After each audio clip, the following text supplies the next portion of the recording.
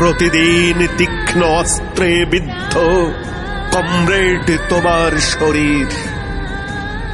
আমিও রক্তাক্ত হই দহনে দহনে, আমিও অঙ্গার ছুঁই বুকের গভীরে। গভীর ঘুমের মাঝে খুঁজি, খুঁজে ফিরি, গভীর ঘুমের মাঝে স্বপ্ন দেখি।